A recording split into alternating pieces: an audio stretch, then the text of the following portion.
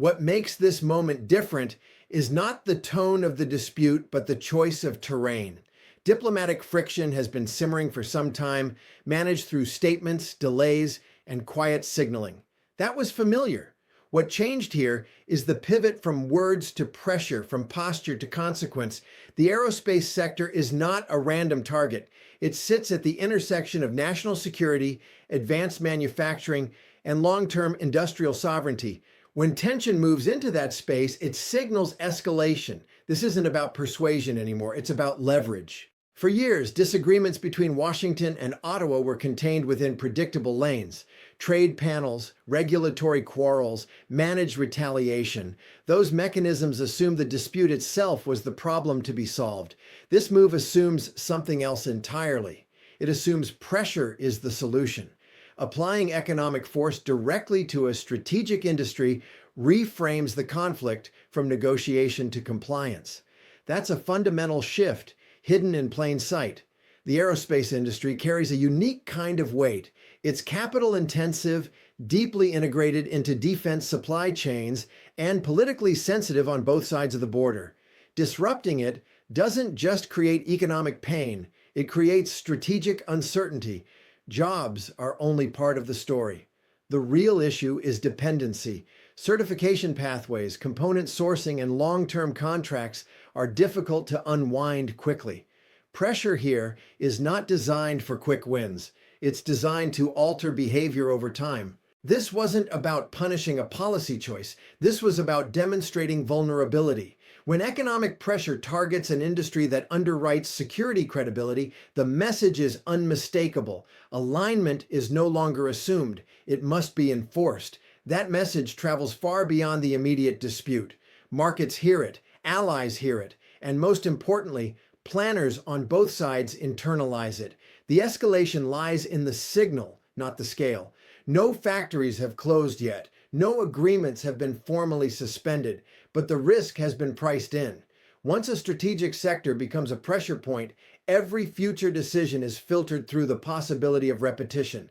That's how leverage compounds. Not through dramatic action, but through altered expectations. The climax of this shift is psychological. Aerospace firms plan in decades, not quarters.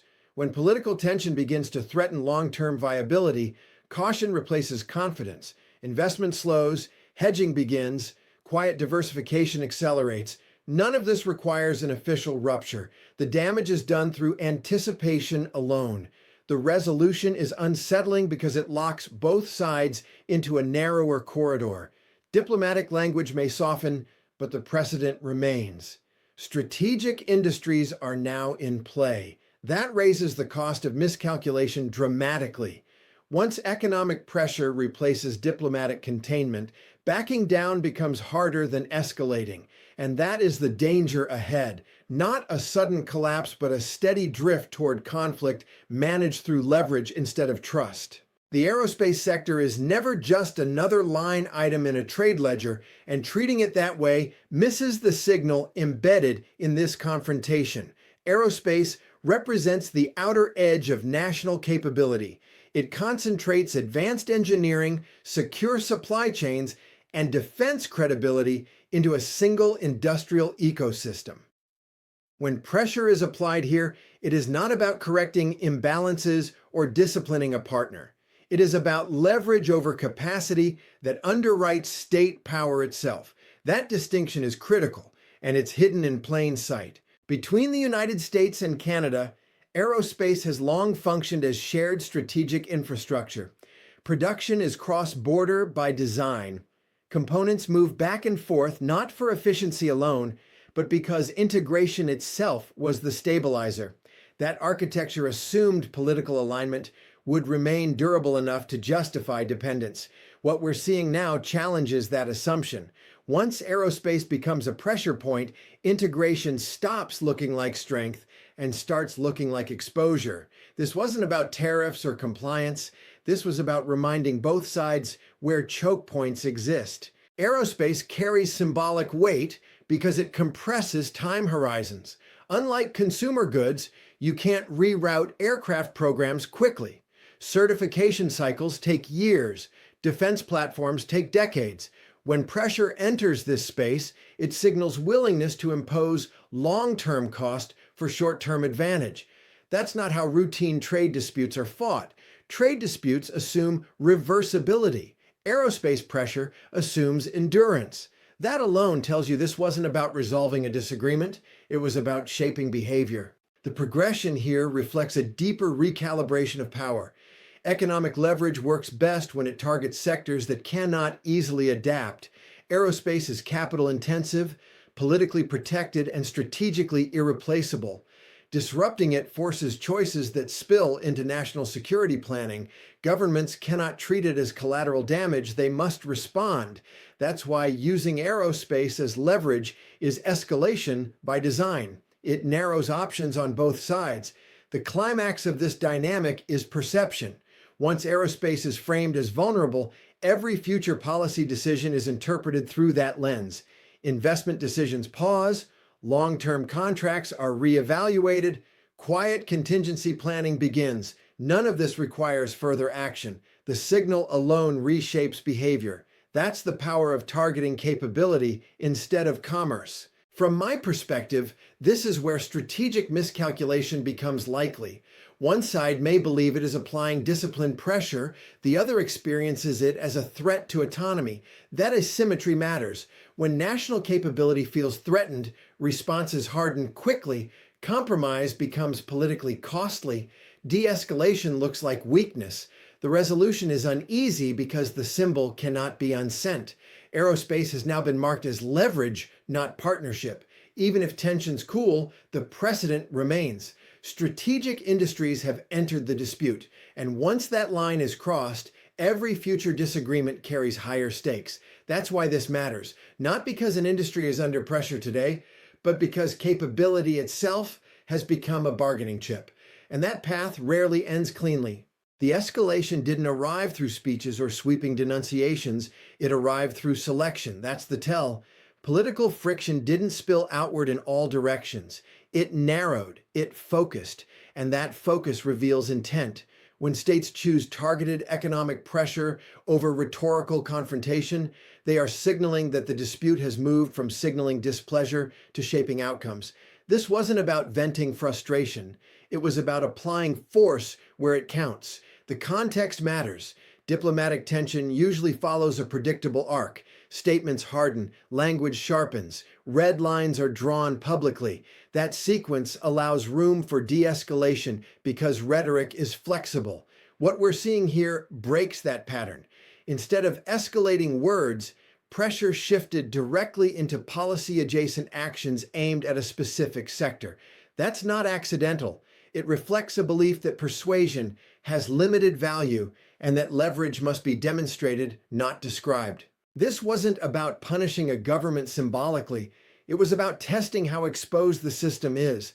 Targeted economic threats function like probes. They identify dependencies, they measure response time, they reveal political constraints. Broad confrontation obscures those signals. Precision clarifies them. When aerospace is singled out, it tells you planners have already mapped where pressure will generate the most reaction with the least diffusion. That level of specificity doesn't emerge spontaneously. It's the product of prior calculation. The progression from friction to pressure follows a quiet logic. Political disagreement creates justification. Justification creates cover. Cover enables action. At no point does escalation need to be declared. It unfolds through administrative channels, regulatory signals, and conditional threats that remain just below formal rupture. That's why this phase feels sudden to observers. The groundwork was laid earlier, out of view. The climax of this approach is asymmetry. Rhetoric invites rebuttal. Targeted pressure forces response. When economic threats are narrow, the affected party cannot simply counter with words. It must either absorb cost or retaliate in kind. Both options carry risk. That's the strategic advantage of targeted escalation. It compresses choice, and compressed choice increases the probability of miscalculation. From my perspective, this is where danger enters. Political friction managed through language allows for ambiguity. Managed through economic pressure, ambiguity collapses. Each move is interpreted as intent. Each pause is read as weakness. That accelerates escalation even if neither side seeks it. This wasn't about making a point, it was about altering the balance of leverage. The resolution, for now, is a dispute that has crossed an invisible threshold. Political disagreement has been operationalized. Economic tools are no longer hypothetical. They are active signals, and once that shift occurs, walking it back becomes harder than sustaining it. Because targeted pressure creates expectations. It teaches actors what kind of conflict this is, and conflicts defined by leverage rarely stay contained. That's why what comes next matters more than what's already happened. The choice of pressure point tells you everything about intent. When a high-value industrial sector is targeted, the goal is not conversation, it's recalibration. Negotiation relies on mutual flexibility and shared assumptions about reversibility. Strategic pressure does not. It assumes that behavior will change, not because terms improve, but because risk becomes unacceptable. That distinction matters. This wasn't about reaching a better deal. It was about reshaping how the other side calculates cost. Context is critical here. High-value industries sit at the intersection of economics, security, and national identity. They employ skilled labor, anchor regional economies, and feed into defense and technological ecosystems. Pressuring them creates multi-layered impact.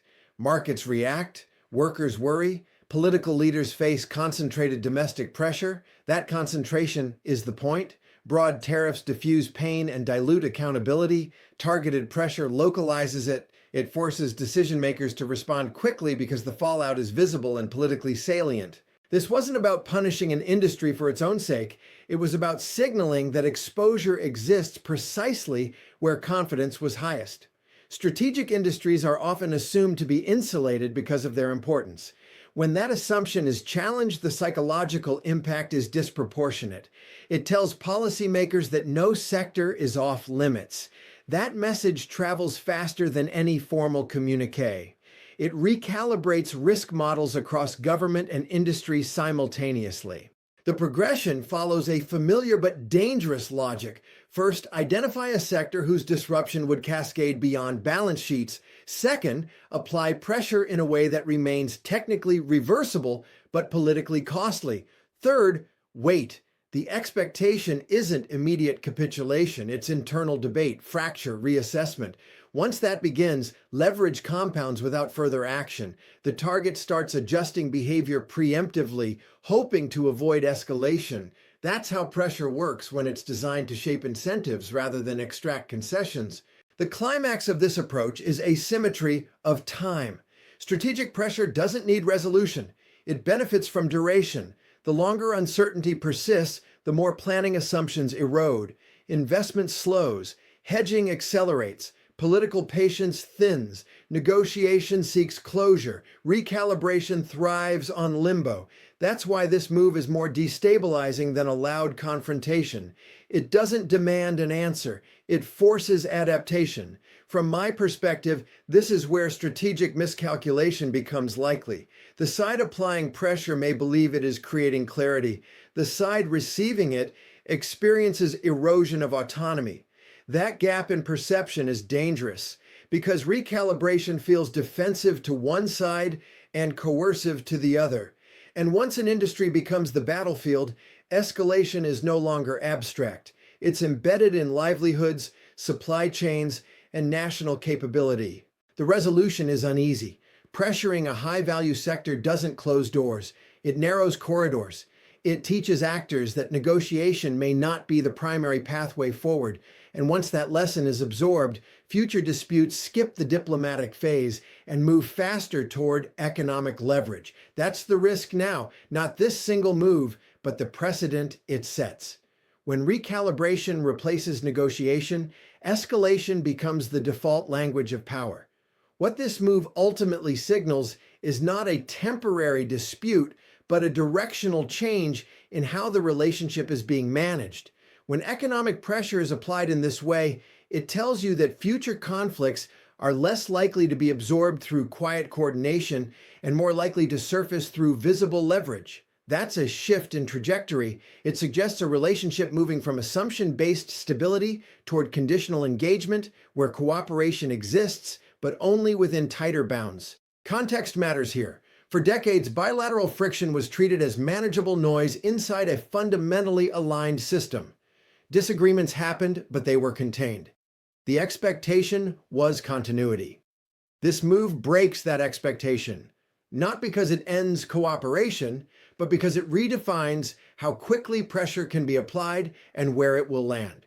Once that line is crossed, it's difficult to return to a purely trust-based model. Even when tensions ease, planning assumptions don't reset, they harden. The progression from here is subtle but consequential. Economic conflict management shifts away from broad frameworks and toward case-by-case power signaling.